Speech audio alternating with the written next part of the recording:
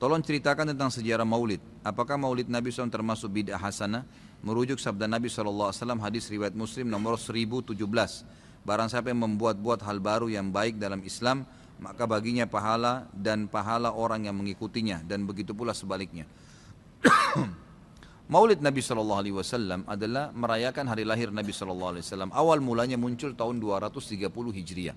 Dan ini muncul dari kerajaan dinasti Fatimiyah Syiah. Syiah ya, yang itu dibentuk pada saat itu di Mesir.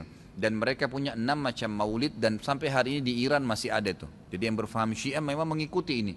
Sayangnya banyak ahli sunnah yang menarik ajaran ini, pemahaman ini ke pemahaman mereka, padahal sebenarnya pemahaman orang-orang Syiah.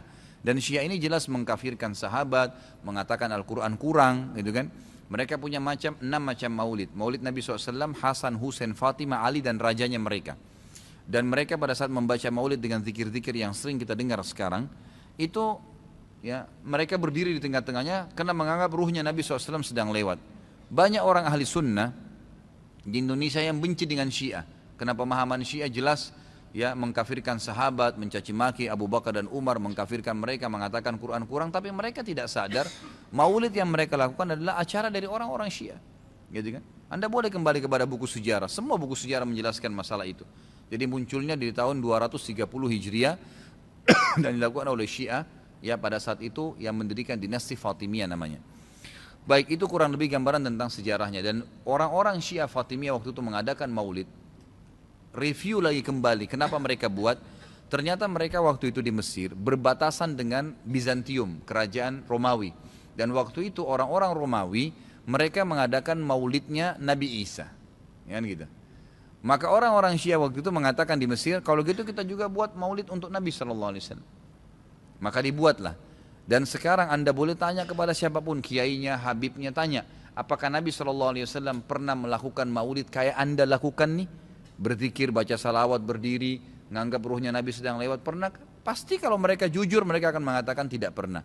Ditanya, lalu kenapa Anda lakukan? Bentuk cinta kepada Nabi SAW. Bentuk cinta itu harusnya mengikuti dan mencontohi dan melakukan apa yang dicontohkan dan diperintahkan saja, nggak menambah, gitu kan? Karena kalau kita menambah seakan-akan kita menganggap Nabi SAW masih ada yang belum disampaikan. Para Nabi sudah pada saat meninggal menyampaikan semua. Apa kata Ibnu Katsir rahimahullah? Beliau mengatakan kalimat yang mulia pada saat menafsirkan surah Al-Maidah ayat 3. Al-yawma akmaltu lakum dinakum wa atmamtu alaikum ni'mati wa raditu lakumul Islam madina. Hari ini aku sempurnakan agama kalian, nikmatku untuk kalian, dan aku ridho Islam sebagai agama kalian, kata Ibnu Katsir. Ayat ini dalil yang paling nyata dan jelas ya, menekankan bahwasanya Nabi SAW tidak menghembuskan nafas terakhirnya kecuali sudah menyampaikan semua apa yang Allah tuntunkan, dan umat ini tidak butuh lagi tambahan, yang kecil sampai yang besar, yang samar-samar sampai yang jelas, gitu kan? Semua dijelaskan, semua sudah disampaikan. Dan Nabi SAW pada saat mau meninggal dunia di Haji Wada, beliau mengatakan halla ballagtu, ingatlah saya sudah sampaikan kepada kalian. Alla ballagtu, ingatlah saya sudah sampaikan kepada kalian. Sudah cukup semuanya, maka jangan ditambah, jangan dikurangin, saudaraku. Bacalah salawat, Nabi SAW perintahin tuh, banyak perintah salawat. Baca 10 kali pagi, 10 kali sore, zikir pagi sore. Boleh juga dijadikan sebagai zikir rutin kita tiap hari. Nabi SAW perintahkan untuk baca salawat, gitu kan. Dianjurkan untuk membaca. Di hari Jumat disuruh memperbanyak salawat untuk Nabi SAW. Setiap kali disebut namanya SAW. Dalam majelis ini berapa kali kita katakan Nabi SAW, Nabi SAW. Itu semua fadilah, itu diperintahkan, gitu kan.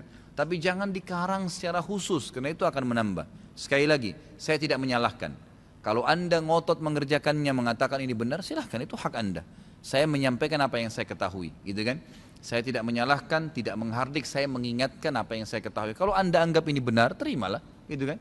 Karena orang yang bijaksana, orang yang berakal adalah orang kalau menerima, mendengar sebuah penyampaian dan itu benar, lebih benar dari apa yang dia ketahui sebelumnya, maka dia menerimanya. Ya, maka dia akan selamat dari sifat sombong, kan gitu.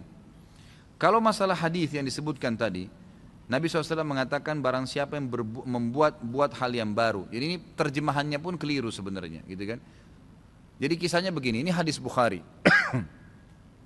Nabi Muhammad SAW pada saat suatu hari di siang hari selepas sholat duhur, begitu kisahnya ya, melihat dari kejauhan waktu beliau mau keluar dari masjid, ada satu kaum orang Badui, Arab. Arab ini orang Badui dari padang pasir.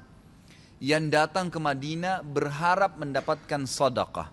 Karena miskinnya mereka, dalam riwayat ini dikatakan sampai mereka hanya menggunakan satu lembar kain yang tidak dijahit. Mereka cuma lilitkan di badannya, ya kalau ada angin tersingkap aurat mereka karena miskinnya. Dan mereka mengikat ujung kain itu satu sama yang lain di lehernya, gitu kan? Dan diikat juga di bagian bawahnya, sehingga memang peka sekali bisa kelihatan auratnya. Dan dari muka mereka kelihatan, dalam hadis ini dikatakan kemiskinan. Wajahnya sudah hitam, kelihatan tua sekali karena susahnya. Lalu Nabi SAW naik di atas mimbar sambil berkata, ini pentingnya mempelajari sababul wurudnya hadis. Sebabnya hadis disebutkan, sama kalau ayat sababun nuzul ya. Perhatikan hadis tadi yang disebutkan, ini adalah sababul wurudnya. Ini saya ceritakan sekarang. Maka Nabi SAW naik di atas mimbar setelah tahmid dan salawat untuk diri beliau dan memuji Allah tadi, tahmid dan salawat, beliau mengatakan, wahai muslimin, sesungguhnya semua yang kalian kumpulkan di dunia tidak akan bermanfaat buat kalian. Semua akan habis. Sebaik-baik harta kalian adalah harta yang kalian infakkan selama kalian hidup. Maka berinfaklah sebelum datang masalah akhirat, datang kematian. Lalu dalam hadis ini panjang lebar Nabi SAW ceritakan masalah kematian, masalah hisab hari kiamat. Lalu motivasi, bersedekahlah sebelum terlambat waktunya. Ya, semua yang punya sesuatu di rumahnya bersedekah. Berikan orang-orang yang susah itu, yang datang menuju ke masjid. Berikan kepada mereka sebelum mereka injak masjid ini.